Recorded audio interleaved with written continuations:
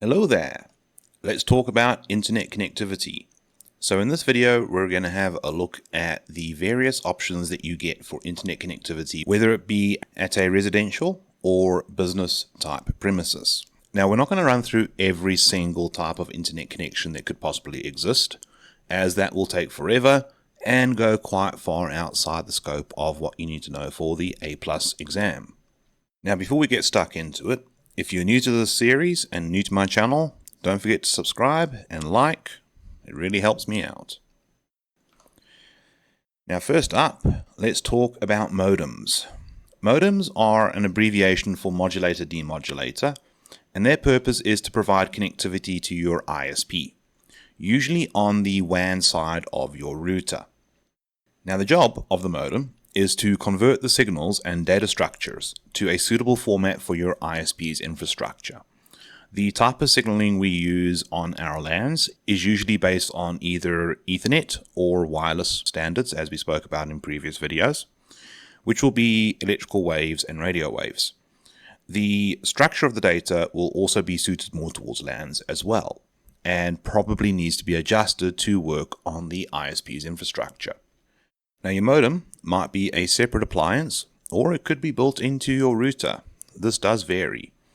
But if you are dealing with a WAN connection where you don't have a dedicated modem, chances are the modulator demodulator is built into your router.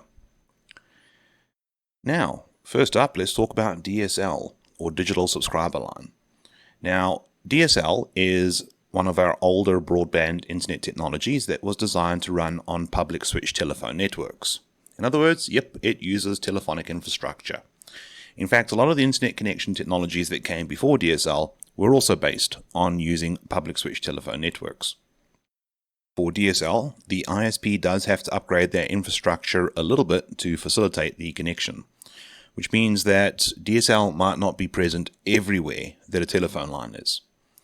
But when it comes to running that last line into the customer's premises, also known as the last mile, you might be able to get away with a plain old telephone system or a POTS-based line.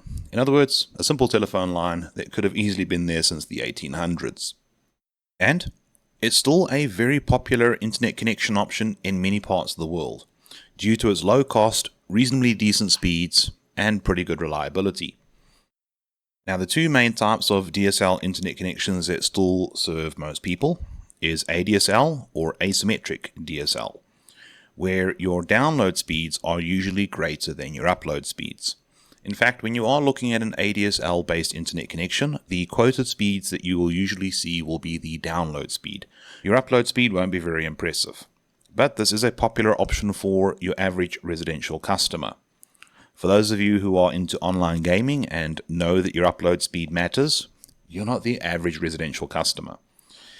But you'd be surprised, you can get away with pretty decent performance with even a fairly slow upload speed. Sometimes it's as much about your latency as it is the bandwidth at which you can upload the data.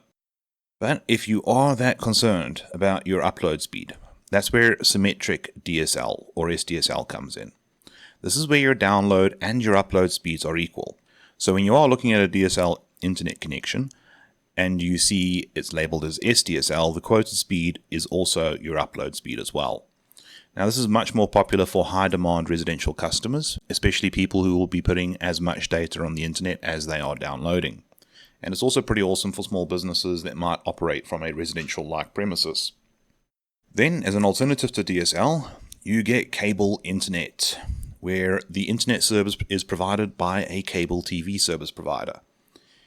Now, usually the infrastructure is going to be a hybrid fiber and coaxial connection, or an HFC connection nowadays, although earlier cable-based internet connections did run purely through the coaxial line. And the performance and target market is pretty similar to DSL, except if you are able to access a cable provider who is supporting the DOCSIS standard. That is able to outperform DSL quite significantly. But obviously, with higher performance comes a higher bill to pay. And the costs generally are higher than DSL, where both types of infrastructure are present. Then we have fiber-based internet. This is where the internet infrastructure is being done via a dedicated fiber optic connection. In fact, in many parts of the world, this is the very first type of network infrastructure that has been installed for internet connectivity first and foremost. Most other kinds of infrastructure have been co-opted and used to provide internet connectivity, and that means that infrastructure and the method of communicating on it isn't optimal. Whereas fiber optic based internet being first and foremost internet connectivity, it performs really, really well. And it does offer greater performance as it replaces copper in the last mile. This is one of the key things that makes a true fiber optic internet connection fiber optic, where the fiber isn't just in the loop in the area that's managed by the service provider, but also does run to the customer. Now, an umbrella term for this is FTTX, where the X is a variable for things like FTTH, FTTC, and FTTP. FTTH is fiber to the home. This is where the fiber optic connection runs all the way into the customer's home. Fiber to the curb is where the fiber optic terminates before it enters the private premises, so it is on the street side of the connection stall. And FTTP is where it comes into the premises, and that can be for a building or even an apartment complex. But if you do go look up the various fiber to the options, you will see a bunch of different classifications for this. Nonetheless though, fiber optic does run quite close to the customer compared to anything that came before it. Now, most fiber optic service providers operate as a passive optical network. In other words, the bursts of transmission only occur when either somebody needs to send you something or whether you, as the customer, need to go online and do something.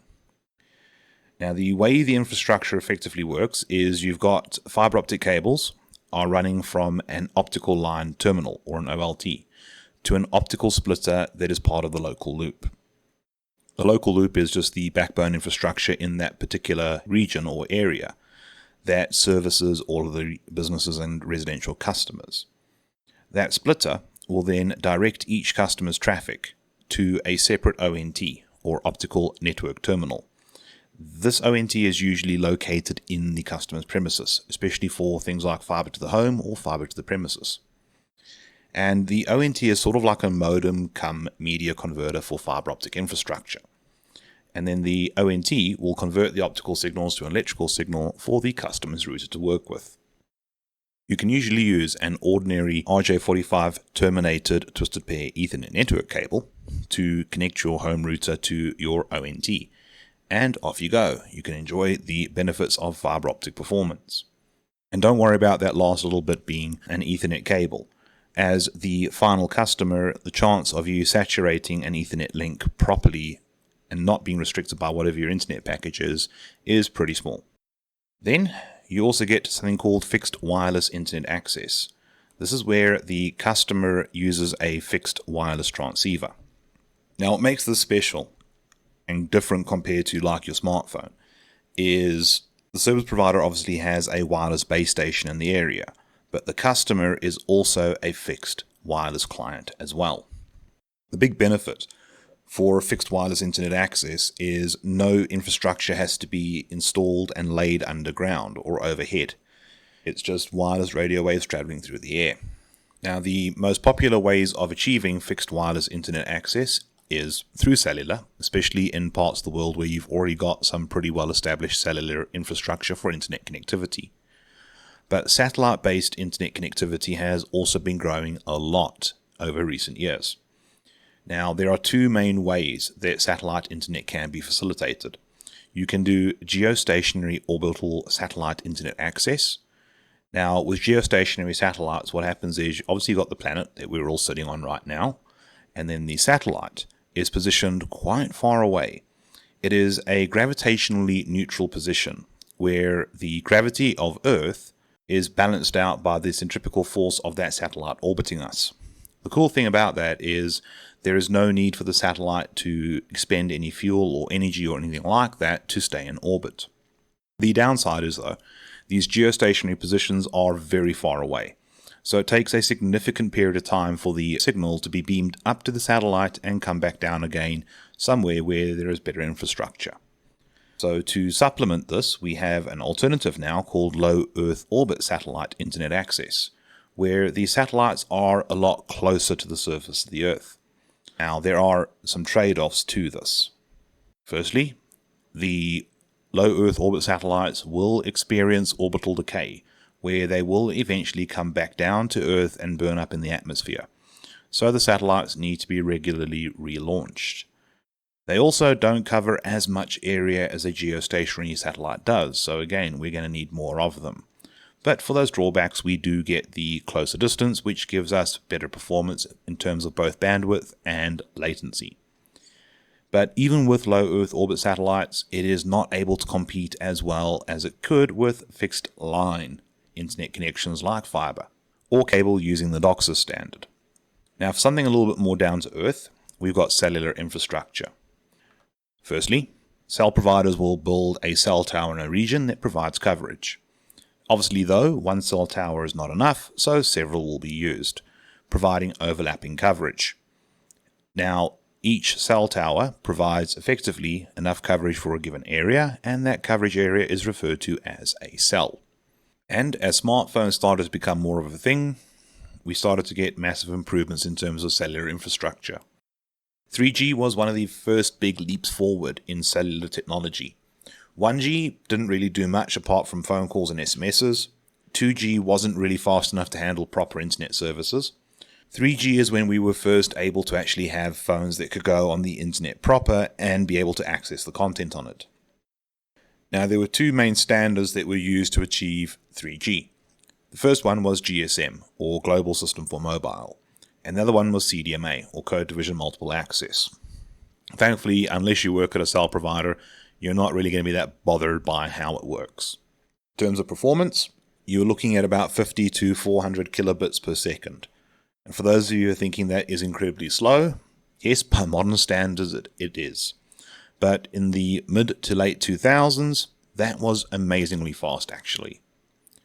And with some innovations, you could actually get up to 42 megabits per second with services like HSPA+. Although real-world performance was a lot lower, it still exceeded the 400 kilobits per second of the true 3G standards quite significantly.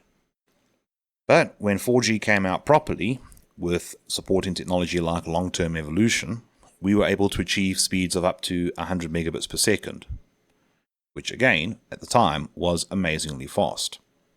And with innovations like LTE-A, or Long-Term Evolution Advanced, we can get speeds of 500 to 1000 megabits per second, although similar to the HSPA Plus improvements of 3G, the real-world performance is generally a lot lower. And now, with the 5th generation of cellular technology that takes advantage of millimeter wave frequencies, we are able to get speeds of up to 20 gigabits per second. Again, real-world performance will probably be a bit lower, but in ideal circumstances, with really good infrastructure, yeah, you could get some amazingly blisteringly fast speeds from your phone. Now, besides picking an internet connection technology, you're going to need a router. Now, that symbol there is the common symbol that most network professionals use to indicate a router in a network diagram. A circle with a cross of arrows pointing in different directions. Now, you get two main types of routers. Your small office home office router, which is a combination appliance, and your enterprise router, which is a dedicated appliance. I did speak about this a bit in a previous video, so if you need to, go back and check it out. But the main deal with your router is it operates with IP addresses. Compare that to the switches that we spoke about previously. The IP addresses are logical addresses that exist at OSI layer 3. And what happens is the router will inspect the source and destination IP address fields of a packet and work out if it needs to forward that traffic to a destination IP network or if it's actually already in the correct network. So for example, if I'm sending a packet to another computer on my home network, my router doesn't have to do anything. It might see the traffic, but when it looks at the source and destination IP address, it'll realize, oh yeah, these two people are in the same place. I don't need to do anything. But when I am communicating with something on the internet, my router will see that the destination IP address is not the same network as the source IP address, and then do its routing operation. But it'll rely on its routing table to do this. Now, in a router, the routing table will contain a listing of every known IP network address, and roughly what to do to get it there. In the case of most enterprise routers, it'll probably just be which interface to kick it out of. But usually your Soho routers have very simple routing tables. You'll have one private LAN IP network maybe 2. And then everything else will be effectively the internet and the ISP's problem to worry about. Your enterprise routers usually do have larger routing tables, which will have multiple private LANs and probably some references to the internet, or possibly even multiple internet connections, as certain businesses and organizations would probably want redundancy when it comes to their internet connectivity. And seeing as we're talking about the internet, I'm sure you've heard that the internet can be a very dangerous place. So firewalls are a fantastic idea. Now again, the symbol for a firewall is usually a brick wall, sometimes on fire. And you get 2 main types of firewalls. You get a host-based firewall, also known as a software firewall, which is usually a software service that runs on a client computer or a server. If you are using Windows, for example, it's the Windows Defender firewall now. But you do get alternative applications that you can install and use instead of that. And also the same is true for all the other operating systems as well. And then you get network-based firewalls, also referred to as hardware firewalls. These are physical network appliances that usually are purchased by larger businesses and enterprises to act as a security gateway for the network. The firewall's primary job is to do traffic filtering, making decisions about what should be allowed or not allowed into the network. Now, to make those decisions, it consults a list of rules. Those rules can be made up of a variety of details that the firewall can look for in the IP packet, but in terms of its operations, it starts looking at the IP addresses upwards. So referring back to the OSI/TCP/IP model that we looked at previously, that is layer 3. It does not mess around with layer 2 or layer 1, where the MAC addresses and the physical signals work at, because firewalls consider those to be the basic connectivity, and the traffic's got to get to the firewall before it can inspect it. But from the IP addresses onwards, yeah, that's what firewalls can have a good look at. They can check out the IP addresses, they can check out port numbers. Some firewalls are even application aware and can make distinction between which applications are using the particular protocol on the network. In other words, a firewall could decide you're using the right or the wrong web browser, which I think is actually a pretty cool feature. Obviously, though, not all firewalls can do all of those cool things, and a lot of it depends on how much the organization is prepared to pay for it. But nonetheless, though, larger organizations are prepared to pay to have multiple firewalls. The benefit of having multiple firewalls in larger, more security-sensitive networks is that strategically positioning throughout the network allows the rule list on them to be set around the particular portion of the network that they are protecting. So, for instance, the firewall that I might stick between the internet and a large enterprise will probably have to have a pretty forgiving rule list, catering towards all the different entities on that enterprise network that need access to the internet. However, a firewall between, let's say, the rest of the company and the segment in the data center where the database servers might be residing could be set up specifically to allow what those database servers need for network communications. So the rule list will be a little bit more tailored and geared towards what it's protecting. What about the home network? Well, your Soho router may include basic firewall capabilities.